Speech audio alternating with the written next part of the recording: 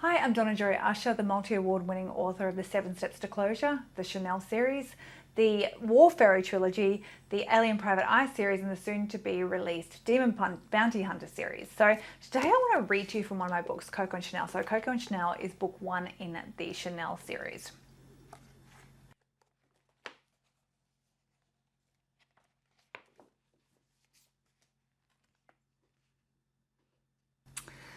I had never noticed the restaurant she took me to, a small Italian pizzeria tucked away between a hairdresser's and a butcher. The smells coming out of it made me realise how hungry I was. I told her everything, about finding the cigars and then Rosie being killed, about Lizette coming to see me but running away before I could help, about the tobacconist and the fire and Roger being burnt, and finally about the horror of the rabbit and the personal threat. She knew a lot of it already, but it was good to tell it as a cohesive whole. It put it all together for me, making it seem more real and less of a nightmare. "So this Roger," she said. "What's the deal there?" I grimaced. "Not sure. Early days." "But you like him?" "I like him too much," I admitted. "He makes me feel..." I paused while I tried to put a finger on it. "Alive," I finished. "Alive is good," she said as she put some money on the table. "Let's try and keep it that way."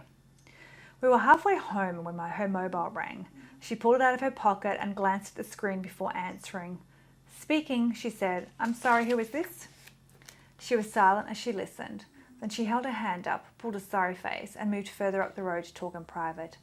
I leaned back against the building and watched her as I pondered who she could be talking to. That was why I didn't see the man walking up the road until he was right in front of me. I let out an instinctive yelp and jumped away from the building, getting ready to defend myself. The man stopped walking and looked at me. I pressed a hand to my chest, feeling the racing beat of my heart, and said, "You scared me." As he watched me, I realised it was a bit warm to be wearing the black jumper he had on, especially with the hood up. His face was shadowed by it as he stood ominously, quietly. And then he said, "Chanel?" "I'm sorry. Do I know you?" I backed away into the wall of the building and glanced up the street. Mum had her back to me, waving an arm around as she spoke into the phone. "Chanel Smith?"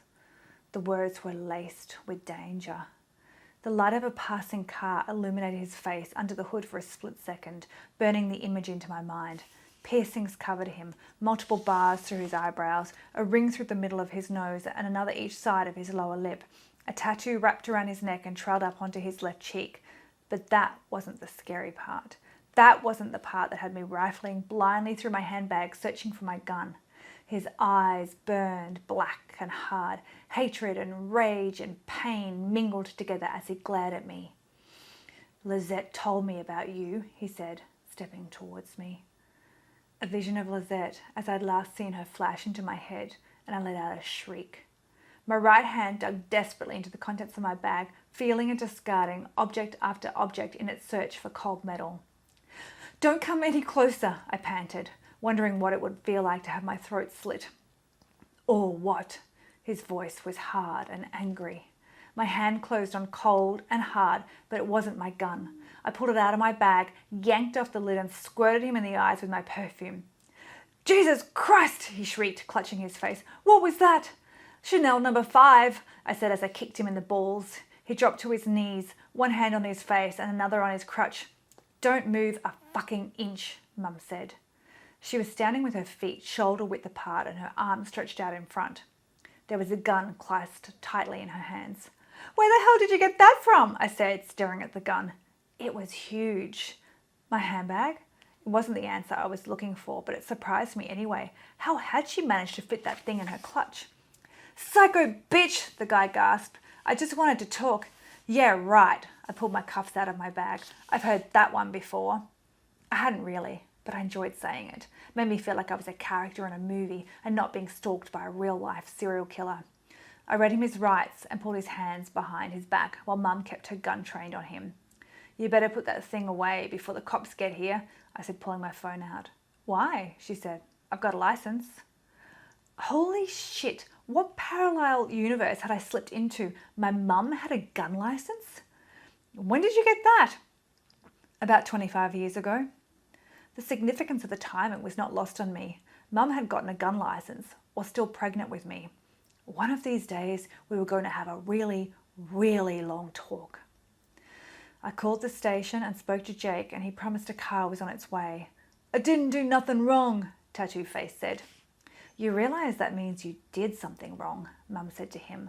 The correct statement would be, I didn't do anything wrong. She turned to me and shook her head. I don't know what they teach kids in schools these days. I was still a bit freaked out. Some guy had tried to attack me, and my mum was carrying a gun. What is that thing? I said, pointing at her gun. 44 Magnum, same as Jetty Harry. She smiled broadly. Correction, my mother was carrying a 44 Magnum. The only Magnums I'd ever carried were all covered in chocolate. Okay, I hope you like that little read from Coco and Chanel, book 1 in the Chanel series. So if you want to read this book, it's going to be a link with this video. You can go and get it, follow it to Amazon and grab it. Or if you're in Kindle Unlimited, you can read it for free. So you can go there and get it and have a read of it. And I hope you really, really enjoy it.